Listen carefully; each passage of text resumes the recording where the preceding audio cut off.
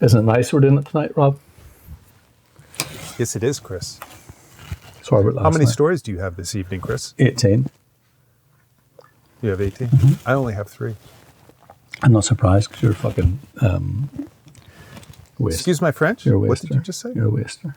We're recording right now, Chris. Good. We're on. We're live. Fuckity fuck stains. Don't say that. Be nice. Be nice. It's not nice saying fuckity fuck stains. Stop stepping on the moss. Do you know? Don't step I on didn't any more I didn't moss. step on it. I clapped it. Do you know what, Rob? Do you know where fuck comes from? Excuse me? Do you know where the word fuck comes from? It's a very, very... It's a photographic word. No. It's when you're in the darkroom and you're processing and you have the reel out and you're taking it from the developer and you're going to put it into and you drop it.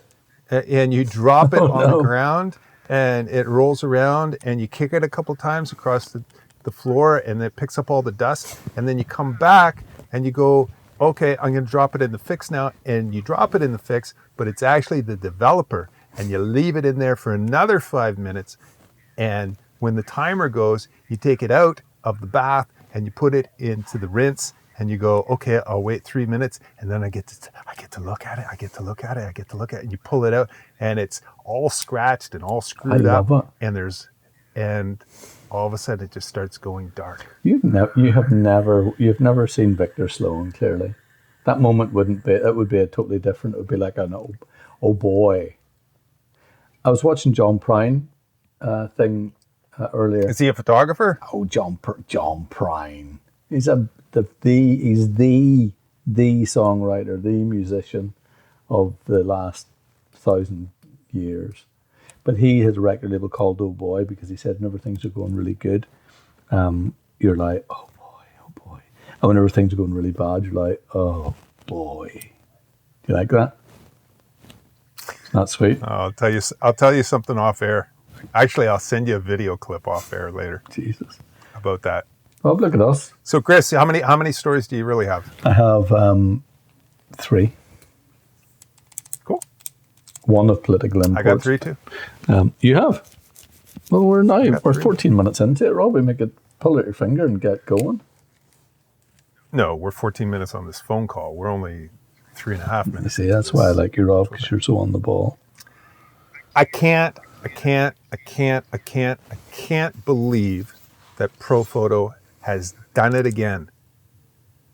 Their tone deaf ears have created a new product that retails at $17,000 American. What? 13,000 pounds. What is it? It's the new Pro 11 2400 watt second pack. Ah, for goodness sake. That's it's up, I don't know, it's up 1,000 pounds, or maybe it's the same price as the Pro 10. I can't remember.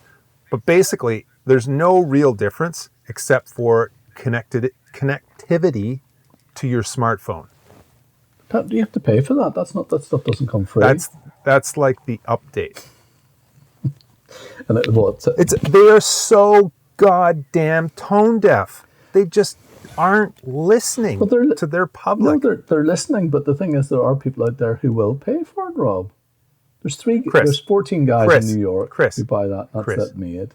Who take a deep breath, close your eyes, and imagine who is buying a $17,000 pack so that it connects to their smartphone, that they couldn't have dealt with the old Pro 10 at whatever it was, $15,000 or $17,000, that didn't connect to their smartphone. Why did they need that? 3 guys. They didn't need that. 3 guys in UAE, 1,800 in Saudi Arabia, 25 they didn't in need the States, and 18 in Germany. You know what? But Rob, it's absolutely ridiculous. I know. Absolutely ridiculous. Of course it is. Of course, but the thing is, the reason why they do it is because people buy it. There are people out. It's not like you and me, Rob. We know that. But the thing is, Chris, you know, the biggest customers for Profoto aren't the UAE, aren't Dubai. No, I know. I'm being. It's the rental houses. I'm being wealthiest. It's the rental houses. And there's no way in hell those rental houses are going to dump all their Pro 10 packs No, I know, but to go out and replace them with the identical unit that has smartphone connectivity. But the smartphone thing, if you take that massive price thing, God, I really talking tag. If you take that massive price thing away, the connectivity with the iPhone is. If you look at the B, I've been doing loads of research with the B10s and B10 Plus. That connectivity with the iPhone definitely is a bit of a seller. Now I know it's not the same price. But I know what you're saying. It's you're talking. I'll wait till you're finished. Okay. It's big money, and I know what you're saying. Mm-hmm. It's not worth that as an update to do that big costing. But what I'm saying is that there will be some people out there who that money factor isn't an issue. That 17,000 is like 70 quid to you or me. You know what I mean? So, yes, the B10, the B10 Plus are all, you can connect to your smartphone. Yes, that's great. The thing is with the B10 and the B10 Plus, it's a single unit. It's a single unit that you're putting up on a stand that might be up 7 feet, 8 feet. It might be up on a boom, and it's very hard to reach. Yeah. And therefore, no, I know what you're getting at. Being able to connect to your phone is a big thing because you can control it because it's remote. It's out of the way. These things sit on the floor. No, I know. Okay. You have your assistant. Your assistant's going to be there because there's no way you're buying an $18,000 or $17,000 pack and you don't have at least one assistant. Your assistant does that stuff. No, I know. Well, maybe maybe they're in love. Whatever. Even if you do want it to connect to your phone, you're gonna be selling all your old equipment, putting it back out there on the market, and having to consume more equipment. But what if this is the Swedish way? Is this the Swedish way? What if you loved your assistant? What if Leon's come upstairs, Rob's going to get a bit noisy. What if you loved your assistant and this was your way of saying to them, Frederick or Amanda, I'm no longer going to make you walk that distance.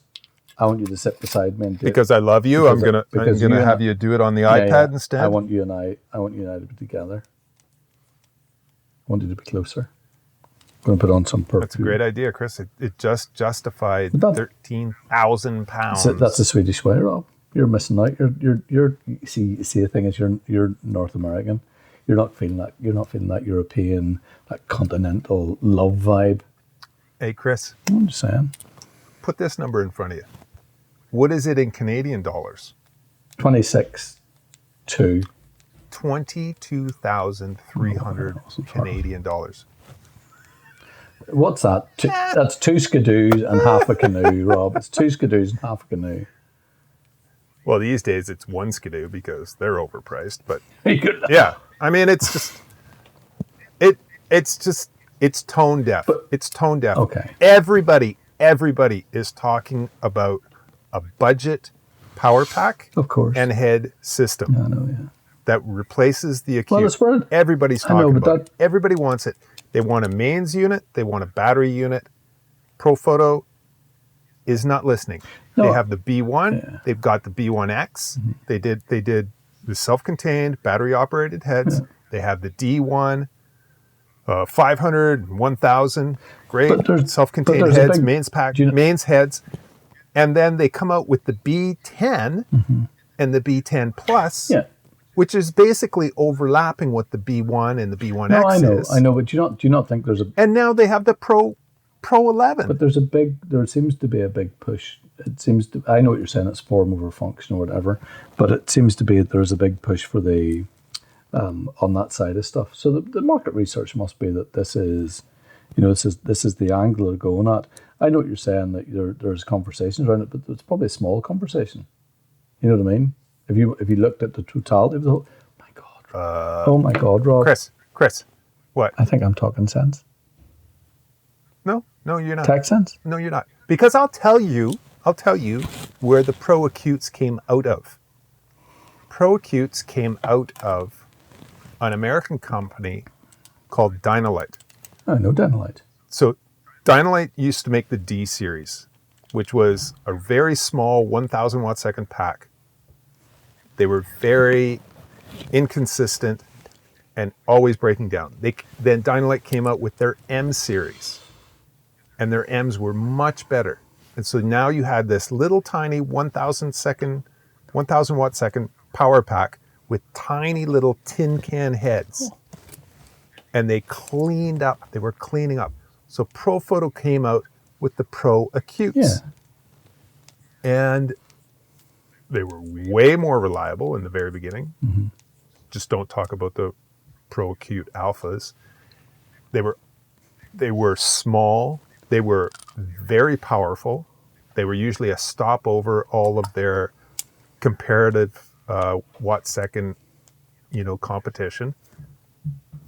And, Profoto ran with that since the mid to late 90s, or mid to early 90s until 2010 or something.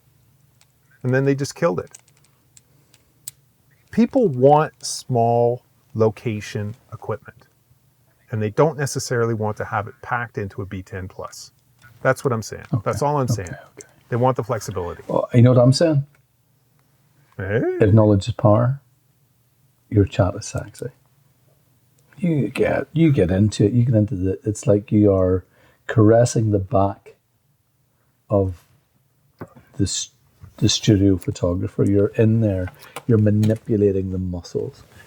You're down. You're scraping the side. Okay, Profoto in the late 80s and 90s, early 90s, totally cornered the market. They listened. They listened to the consumer, and they listened to the rental companies, and they listened to everybody that was using this stuff, and built a quality power pack. You said that we have the same conversation about Canon. They lose the ear. You get success when you lose the ear. And then somebody like Sony. And look at Sony. Somebody like Sony, and you can say this thing, but God, I know you go docs, you can say the same thing, the reliability, and there's certain issues with the whole thing. I know what you're going to say, but what I'm saying is it's not in the same league as Sony, but there are conversations to be had. I am looking at the minute of to buy the B10s, okay, because it suits where I'm at, and it suits exactly what B10 or B10 Plus? B10s. The 250 watt second units. Yeah. Because from my own point of view, it kind of, I haven't finished my research, but it's kind of where I think I'm going to go. Okay, from looking at other people who are doing what I'm doing, and that suits me fine. It's not massively expensive. It's portable. It's all that sort of stuff. But I get what you're. But it's only a couple of dollars more, and you get the B10 Plus. Well, it's not a couple of dollars. It's $1,500 more, which is enough to for two heads. For two heads, yeah. I could go for one B10 and one B10 Plus, of course. But the thing is, this isn't my specialism; it's your specialism. But what I'm doing is I'm enjoying the research. I'm enjoying looking at stuff. That's awesome, dude. But absolutely the clamshell, Rob, the clamshell. Why have you never talked to me about the clamshell? Why, as a friend, have you never said, Chris, the clamshell? Hear about the clamshell? What clamshell? Oh, the clamshell, Rob. The clamshell. With the little clamshell case? No, the shit that they come in. The shooting a stop above and a stop below, and the two lights above, and you shoot through the lights. Ratios, Rob. I'm talking ratios. That's a classic lighting setup. Yeah. Exactly. You didn't know about it? No. What the fuck do I know about fucking classic lighting setups? Well, you should take my workshop. No, because I heard somebody today rang me and they said you cried on your workshop. You get so involved about stuff you cried. About Profoto not listening. Can we move on, Rob? I'm going to be honest with you. Yes, my second story. Oh, so you get two? My second, I hope it's linked. Yeah. It's linked. Yeah, it's about Sony. For fuck's sake. They won. Yeah. A92. So what has happened in the used market with cameras is that mirrorless camera sales in the used market have now gone past DSLRs. So I hate to say it, if you were on the fence before about jumping ship to mirrorless, that ship has sailed. Prices for DSLRs, used DSLRs, are going down. Of course they are. Yep. Did anybody think that holding on to Canon or Nikon was going to do them any? Rob, you know. Yep. So now people are looking at used cameras, and they're specifically looking for mirrorless. Yeah, of course. So they're no longer looking for DSLRs. Yeah. Well, I've been in the MPV, for example, looking at a price for my A9, because I'm going to try and shift to not the A1, Rob. How much is the A1? 6K?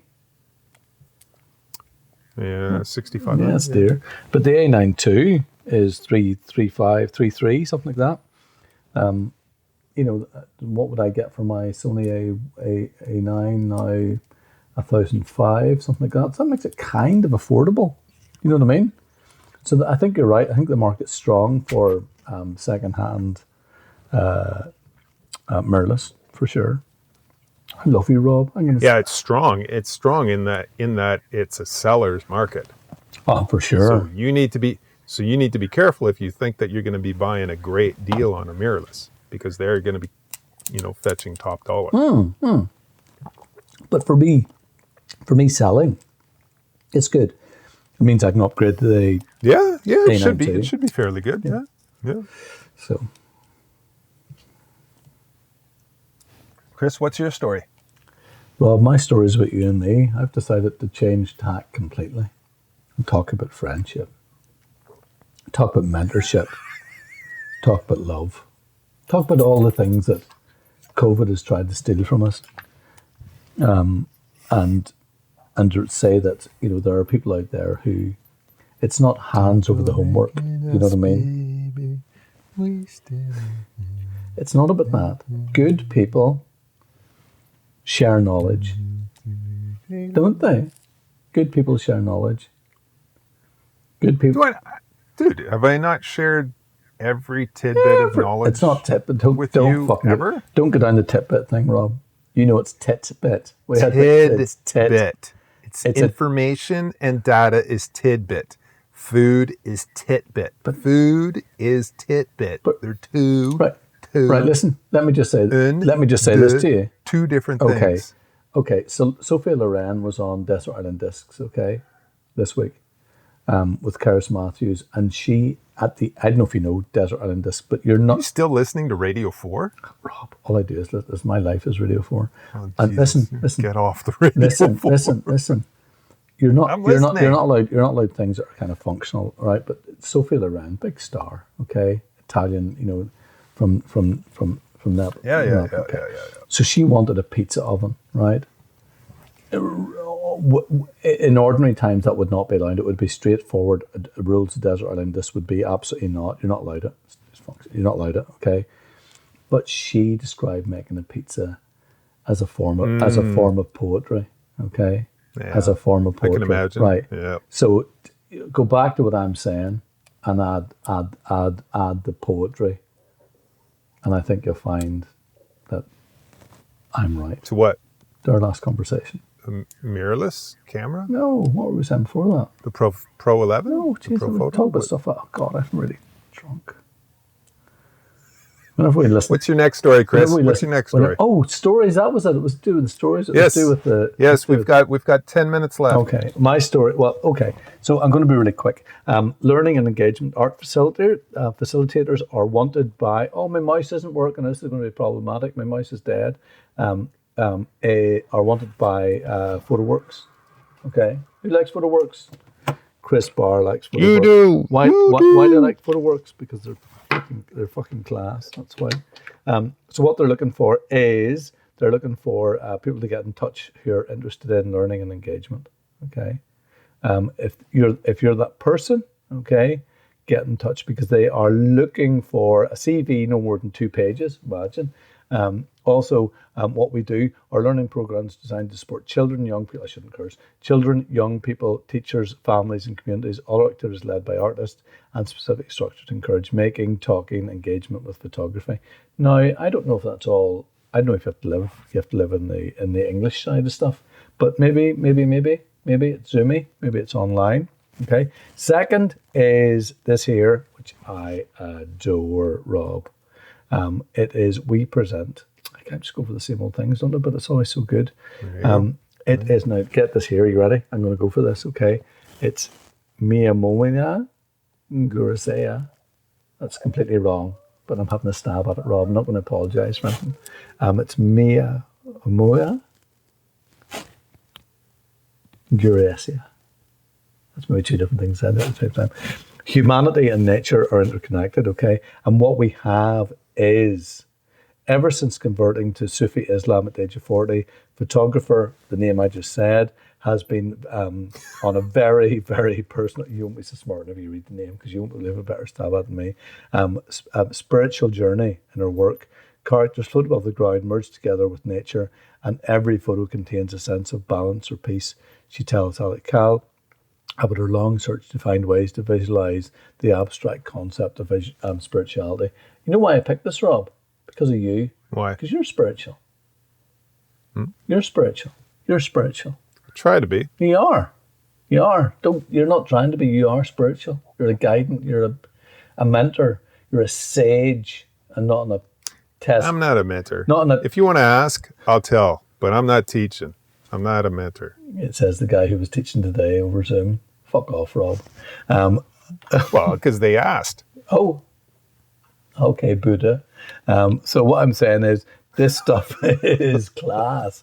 I mean, the photographs are absolutely stunning. Cool. Intelligent. I'm looking forward to that link. Oh, Rob, if you could see what I'm looking at now, it's just engaging. It is bright, vibrant. You're looking at your computer screen, right? Of course I'm looking at it. Rob, Okay. Rob, we've already talked about this. Don't pick on people with who are special. Okay, my last one is a really interesting one. It's Ingrid Pollard. You know who Ingrid Pollard is, don't you, Rob? Yeah. Yeah, good, because we talked about her in one of our courses. And I'm going to talk about Pastoral Interlude 1988. I'm going to do it really quickly. Britain has traditionally been represented by an idealist rural landscape, the rolling green hills, the farm in the valley, the sun setting over the wheat fields, the binary opposite lies within the city and the traffic, smoking chimneys, teeming hordes that are constantly encroaching on the countryside. This work disrupts the simple common sense notions that by placing issues and British identity over these polarities, ownership of the land, commerce, economic development and English involvement in the Atlantic slave trades are elements. This is 1988, Rob. This is 1988. Mm-hmm. Now, I've talked to you about this before. Why the flippity-doo-dah had I never heard of Ingrid Pollard? Why is it only now? I've talked about this before, I'm sure. But I'm sure I have. Go and look at Ingrid Pollard. Go and look at the work. Go and look, not just Pastoral Interlude 1988. Go and look at the whole shebang. And you tell me if we should not be showing this work more often. Maybe people are showing this work. Maybe it's just because I'm a big, fat, red-faced, full, white person that I haven't been showing it. But I'm remedying all that now. There you go. Rob, what's your last story? Please tell me it's about Groundhog Day or Jesus. Copyright? How about that copyright I sent you this week? Well done, Rob. We won't mention it. Why? But we'll just say, because I don't want to mention it on air, but I'm glad it worked out. No, I've got Rob, not can I just say this a second? But I want people to know that the reason why Elon Musk is no longer the richest man this week is because Rob Durston got involved. Rob, but guess what? I got a tiny little settlement. I didn't kill them off. He's here. Oh, thank God he survived. Are you sure it's the same moth? Does he still have that tattoo on his inner thigh? It's the same moth because there's only one moth in the room. Look at his inner thigh. Does he still have that same tattoo? Baby moth. And I felt so bad for slapping him. Don't slap moths, dude. I don't slap moths. Anyways, so there was a Disney kid, like Ryan Gosling and Britney Spears. They were all Disney kids. Yeah. They started off at Disney. So there's another Disney kid named Hilary Duff. Yeah, great name. And she approached a photographer at her kid's soccer game who was taking pictures on the sidelines, and she felt that she asked him if he had any kids there who he was with, and he said nobody, I'm just practicing photography. And she felt that he was creeping her out and, you know, stalking little children. Why? So she actually went on TV No. and said this, and she put it up on her Instagram and all that kind of stuff. And so now that guy is suing her. Good for him. Abso-fucking-lutely. So, yeah, I mean, it's people who aren't educated in that sort of stuff should just stay right out of it. You know what? The guy's there. He's taking photographs. You know, yeah, okay, if you want to ask him who he is and what he's doing, fine. But you can't tell people on air in public that he's a creep. You can't announce that. Did she say that? Keep that to yourself. Yeah, she went on TV to tell people that he was a creep. Well, she's a dick. Yep. Well, Rob, this is interesting because I was on the beach last week with Patrick and Lewin, and there was somebody training a horse, you know, running the horse around the sand, and I was taking some photographs. I thought, I'll just take some Belfast Exposure looking for some stuff. So I thought, let me take some photographs on my phone, okay? So there I am, you know, the kids are there, and you know, I'm doing it. I'm taking some photographs. And she stops the horse and she says, can I ask why you're taking photographs? And I said, no, I didn't want to say because I'm allowed to, or because it's my right. But you can. But I could say that. You're totally in your rights to say that. I could say that, but I thought, I'll be gentle. And I said, oh, you know, I work in a gallery and I'm just taking some shots to try and teach about composition and light. And she was like, do you mind not doing it? And I was like, yeah, I actually do mind not doing it. So if you want to continue or you want to stop, I'm still going to take. And I wasn't being rude, but I was just being. And Patrick was like, "Are you allowed to do that, Danny?" And I was like, "Of course you're allowed to do it." So then we had a conversation, which was very educational, of course, for Patrick. But it was like, now, in fairness. Maybe you should have sat her down too with Patrick. Well, I thought to myself, you know what, I got a sense that she was worried that I was photographing the horse to try and nick the horse. This is always where I come from with this sort of stuff. You know, there was a distrust. Yeah, I could understand that. Yeah, there was distrust. But at the same point, that any of those that sort of stuff doesn't work either. You know what I mean? That's crazy for her to think that I'm. You can't just jump to conclusions like that. And then I thought, you know what, I'm going to go up and tell her who I am and tell her. Give her a business card. No, I didn't. You know what? Then I thought, fuck it. You know what I mean? Fuck it. Dude, years ago, I'll just make this quick because we have 30 seconds. Up the street, driving with my assistant, middle of the winter, snow, crazy snow everywhere, frost, mist coming out. I started to take pictures, pulled over to the side of the road, started to take pictures of this beautiful mist across a farm and everything. Guy comes out from across the road, starts yelling and screaming at me, going, I know who you are and I know what you're going to do. I know. And I said, no. Everything's fine. I gave him a business card. He still was screaming and yelling at him. Drove away, just avoided the whole conversation. I always think... I think we're pretty much done, Chris. No. Really? Think it's over? You're the best. No, you're the best. Well, you haven't. You're kidding. So you're saying it now. You've fallen into my trap. You love bug. Bye. You love bug. I didn't say it. You said it first. I win. Yes. There you go.